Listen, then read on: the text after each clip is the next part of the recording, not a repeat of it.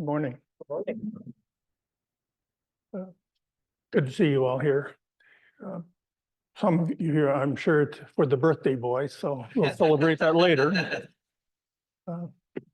One morning last August, the Thursday morning after meditation, Jose and I had breakfast with our friend Paul Courtney, which we had done many times over the years, always very pleasant experience. This was just a couple of days before he was leaving for, he's going to get some chairs. He was leaving for one of his trips to the Wind River Range, to the mountains in southern Wyoming. And as many of you know, the conditions of his existence changed pretty dramatically when he was there. His heart failed and he died in a hospital there. Much of the conversation during that breakfast was about the pending trip, but also stories about trips he had taken in the past. And as you know, Paul was a very good storyteller, so very pleasant. He told Jose and I that he thought the upcoming trip might be the last one that he was going to take. Now, I don't think he was planning on dying, actually. I think he was commenting upon our mutual aging and lack of energy, but I don't know, maybe he had some kind of a premonition. During the breakfast, he told us a number of stories about some solo trips he had taken, actually trips with his dog into the Wind Rivers. And he had developed a tendency over recent years to leave things behind when he would break camp and go off for the day. The one I remember was being somewhat of a minimalist. He would take 2 pairs of socks, even though he was going in for, who knows, 4 or 5 days or longer. So his plan was to rinse out the socks he was wearing during the day, hang them on a bush so they would dry, and then change into some fresh socks. Well, a number of occasions, what happened was he had arrived at camp the next night and had left those socks behind. Again, aging brain that we all, well, those of us who are at breakfast shared. Those things are kind of humorous, although they're just part of life. So after breakfast, we dropped Jose off at his house, and I drove Paul to his car, that lime green Kia Soul. Everyone probably remembers it. And as usual, he and I talked for a few minutes sitting in the car. And one of the things he told me was that if he was ever again asked to give a talk here at Dharma Field, it would be about leaving things behind. So today, in memory of our friend Paul, I'm going to give my version of this talk about leaving things behind. I first got to know Paul actually quite a while ago. And then it was a casual relationship. We lost connection until I came to practice here at Dharma Field about 25 years ago, and we reconnected. One of the things that I noticed about him, and actually I probably admired about him, is what I would call the maturity of his practice. Now, if he were here, he would say that it was pretty silly of me to talk about maturity in practice, but being he's not here, and to defend himself, I'll talk about it. He seemed to really just live the practice in a very natural, easy way. There wasn't really any distress about it. Didn't seem to be something that required a lot of effort. It just kind of flowed from him. When we had conversations about things related to Buddhism, a lot of them were about historical facts, such as, Buddhism moving from the Indian subcontinent through China to India and eventually here. He was always open to anyone's opinion, no matter who the author was. He didn't have really an accepting or rejecting approach. He just was open to hearing it, just wanting to know what the person was saying. One of the things I noticed about his formal meditation practice, and maybe others here notice that, I'm talking about his sitting on the cushion in the Zendo. There are many mornings, I'd be sitting on the cushion doing my usual fidgeting, squirming around, trying to get settled. Paul would come in and you'd just kind of float down on the cushion next to me. And in about 10 seconds, rock solid posture. And it wouldn't change through the entire meditation period. I always thought that my fidgeting was distracting the people, but actually his lack of fidgeting distracted me to some extent. That's how it goes.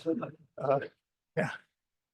Maybe I'm easily distracted, but I came to think of it as him settling to the cushion with the ease of a child falling asleep in its mother's arms, just very natural, just kind of happened. And I don't think he and I ever talked about what he thought about meditation. I mean, that part of it I never heard from him. So I'm going to talk somewhat about maturity of practice. Certainly as it applies to this meditation and study practice we call Zen Buddhism, but I think it equally applies to any religious or spiritual practice and also to humanitarian practices, which really mean doing things for the benefit of others without compensation, volunteerism.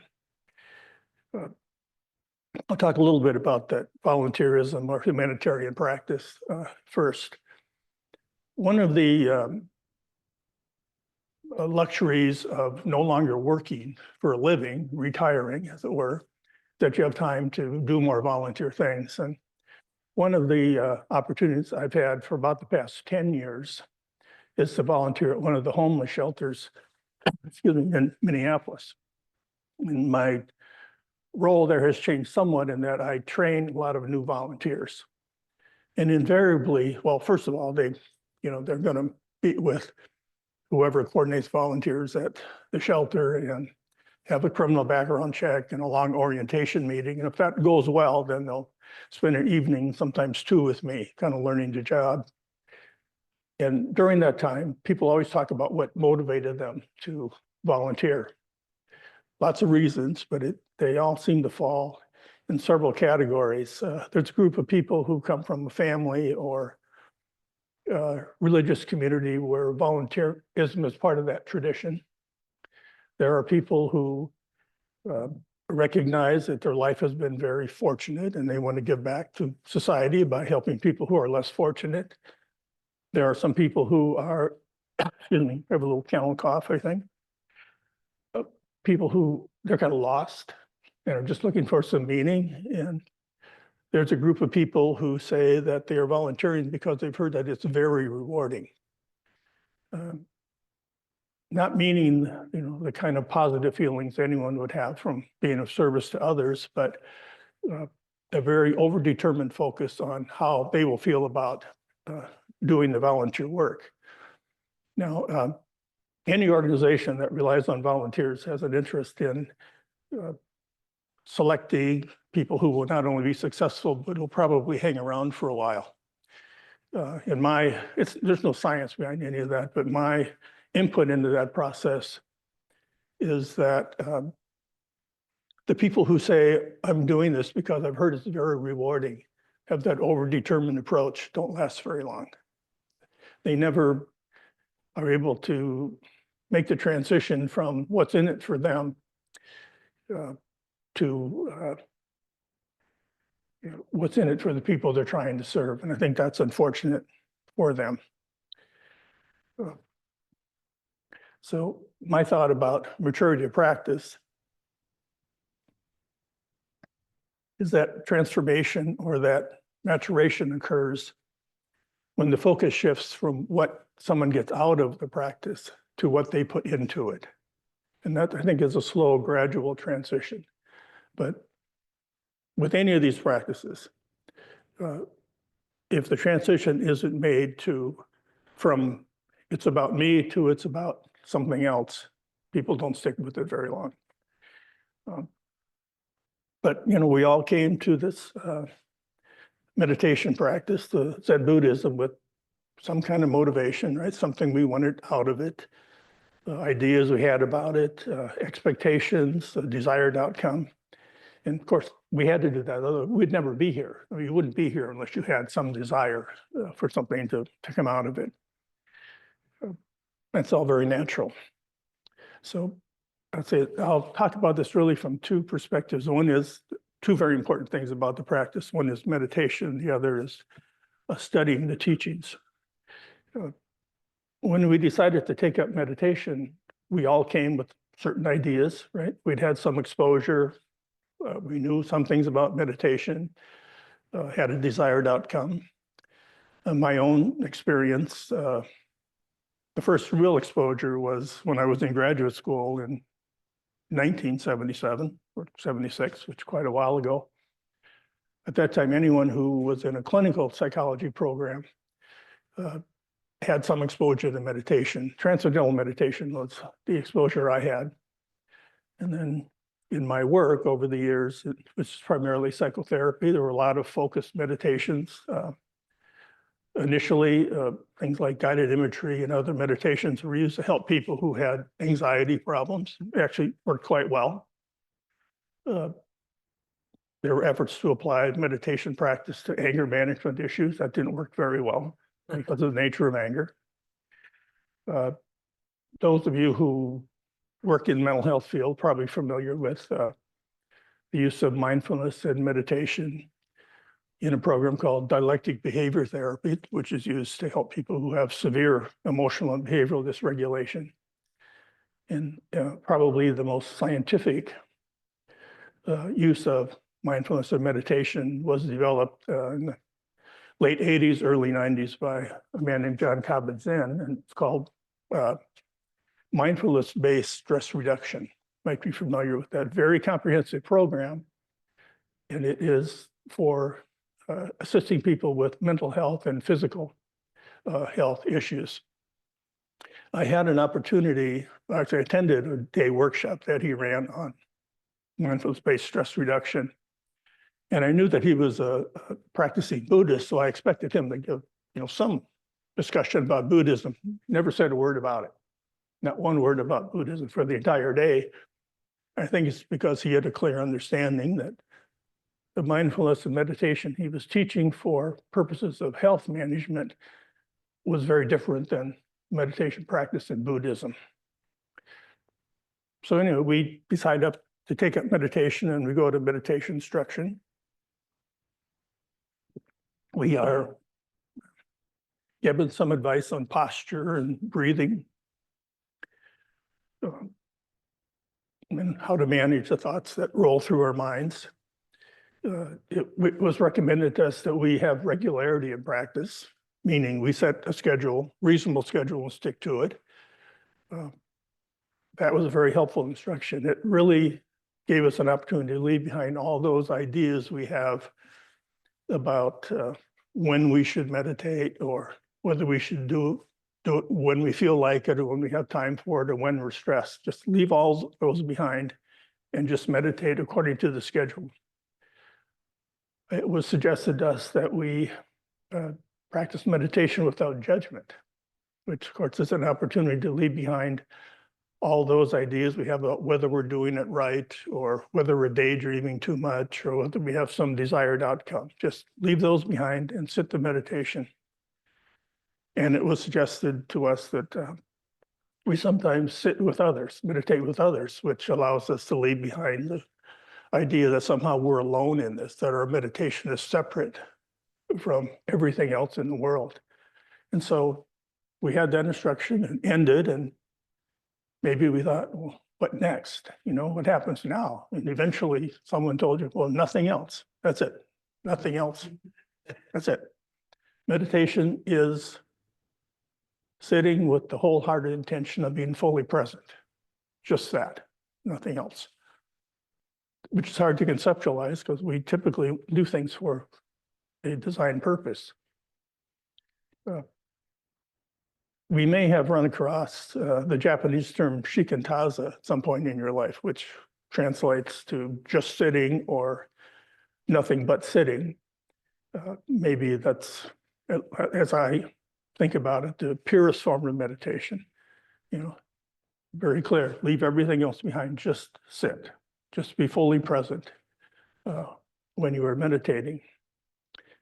And I think that, could be wrong about this, but I think it was Dogen's comment about it was to expand it to just awareness, which is an opportunity to leave behind the ideas we have that our meditation occurs when we're sitting in the chair or on the cushion, that it is a lifelong practice.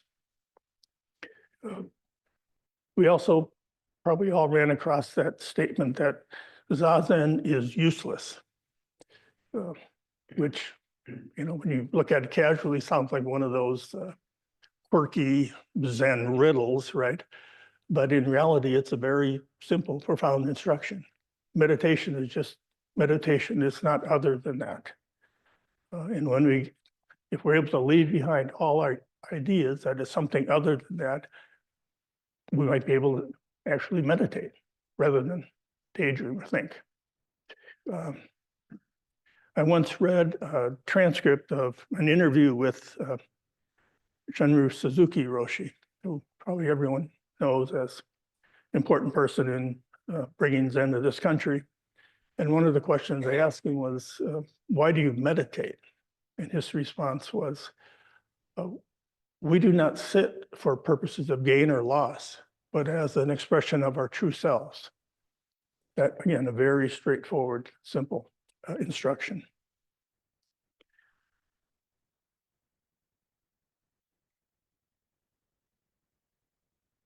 I'll talk a little bit about the process when we decide to take up the study of the teachings of the awakened, the Buddha Dharma. And we, of course, bring to that all kinds of ideas. We all have a lifelong process of ordinary learning. We honed it probably when we were in school, but we actually do it every day. There's new information, we conceptualize it, we summarize it, we integrate it into our field of knowledge, and it works very well for us. And we continue to do it, at least most of us try to do it. But that probably doesn't work so well when we are studying the teaching of the awakened. We may need to let go of some of those ideas and take up a different approach to learning and to thinking about things. Now, I'll just say this. I think sometimes in Buddhist circles, there's the idea that we shouldn't think about the teachings. We shouldn't think about the sutras. Somehow they'll just come into us without any effort. And of course, that's not true. First of all, it's not possible to read something or hear something without thinking about it. It's not how our brains work. But we probably do need to develop maybe a different style of learning. We could use the term critical thinking, which you're probably all familiar with, but in this case, it really means taking the opportunity to be aware of the limitations of our ordinary way of thinking, to leave those things behind so we would have a greater opportunity to see what the teachings are actually pointing towards. Again, that's not so easy to do. Habits are hard to break, and the habit of our cognitive style of learning is something we reinforce almost every day, so it's hard to do. So I'll just mention a couple of experiences I had that were somewhat helpful. The first one was actually quite a while ago. It was the first time I'd ever signed up for a formal course on any Buddhist teaching. It was, I think, an 8-week course on the Heart Sutra. So I did my usual preparation. I read the sutra a number of times. I summarized it, conceptualized it, had a very strong intellectual approach to the sutra. And I went to class, to the first class. And what happened was the teacher gave just a little introduction to the Heart Sutra, and then we studied a couple lines, and that was it. That was the hour, or however long it lasted. Somewhat unsettling to me. But I went to the second class, and same thing happened. And I thought, maybe this isn't for me. Maybe this isn't going to work for me. So I took the opportunity to talk to the person teaching the class. And he said, why don't you try this? And what he suggested was that for the rest of the 6 weeks or however long was remaining, that I read the Heart Sutra first thing in the morning, try not to think about it, try not to memorize it, and only think about it when I came to class. It was very helpful. just, leave behind that ordinary way of learning. There has to be a different way. And I'm not saying that I could give you a good discourse on the Heart Sutra. I'm just saying it's a different style of learning. Another experience I had happen here at Dharma Field, it was spanned 2003 and 2004. I signed up to study the verses of the Middle Way, the teachings of Nagarjuna. And this was a significant commitment of time and effort. There's others here who I think took that class, but it was the entire Dharma Field academic year, started in the fall, ended in the spring. And it was a very thoughtful look at the teachings of Nagarjuna, who was an Indian monk, I think from the 1st or 2nd century of the current era, very important teacher in the Mahayana tradition. Maybe one of the earliest teachers in Mahayana Buddhism, but I'm not sure. But anyway, it was a very careful look at that under the guidance of Steve Hagen. And it was in part, I think, Steve's teaching style, and in part, how profound those teachings were, that it tended to, at least for me, maybe for others as well, to negate kind of that cognitive approach, because you couldn't sustain it. I would have left the class if I had sustained it. Very helpful. But again, changing or letting go or leaving behind our ordinary way of learning is not an easy process. We have to attend to it all the time. So I'm going to end my version of Paul's talk on leaving things behind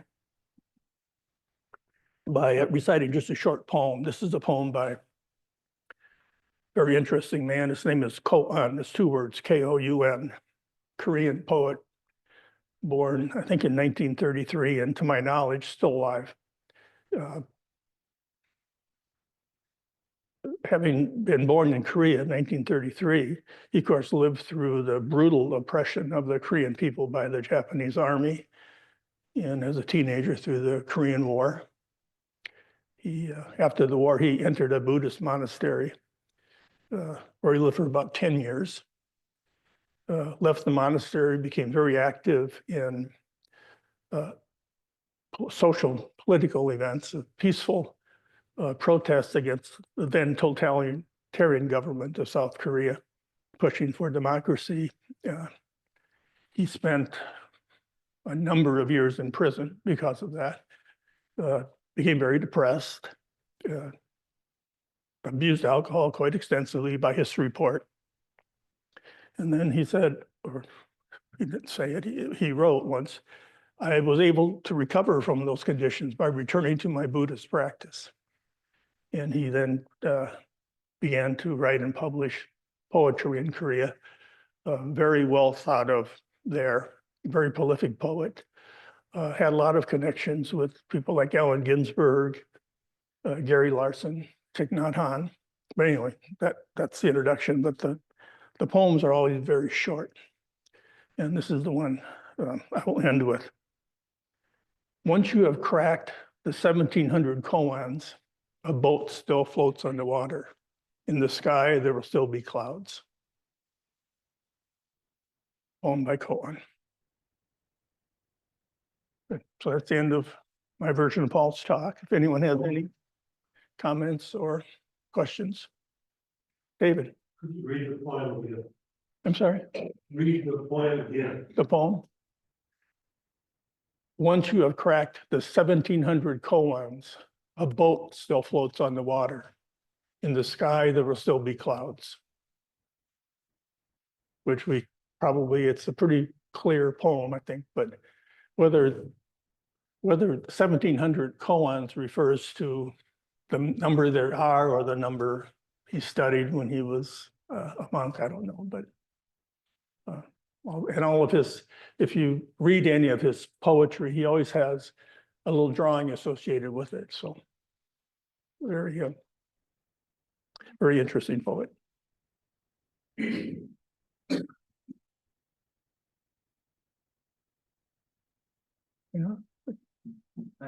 Oh, well, Paul gave me a gift once, and I wasn't even sure what it was. I don't quite recall exactly how it unfolded, but it was like a can, two cans inside of each other. And the inside can have holes in it. And through this process, he explained to me that it was a cooking stove to be brought out into the wilderness. So I was used to having the fuel canister, high tech, this and that. Mhm. And basically, Paul took the big tomato cans, and then a smaller like soup can, and then welded those together. And then you just use little twigs and stuff. So you use what's in the environment to cook your food, basically. Yeah. It's kind of astonishing to me, I agree. leaving behind the complexity of what I was used to when cooking food out in the wilderness. I agree. He was very good at that. Unlike some of us who would go to REI and spend $300 on an expensive stove to take, but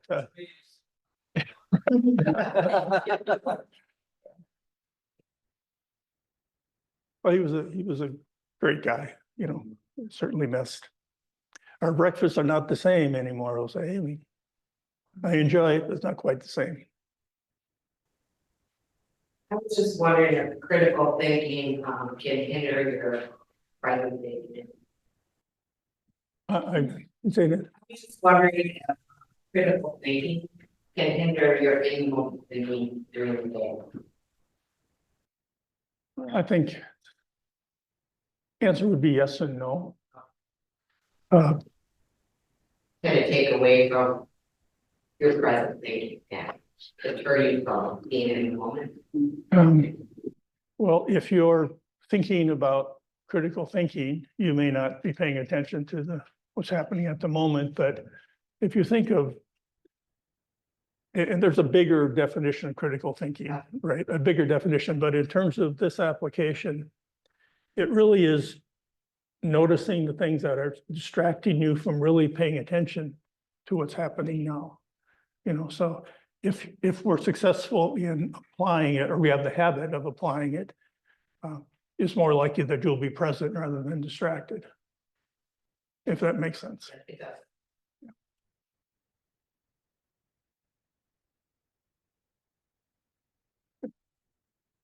Thank you. Thank you.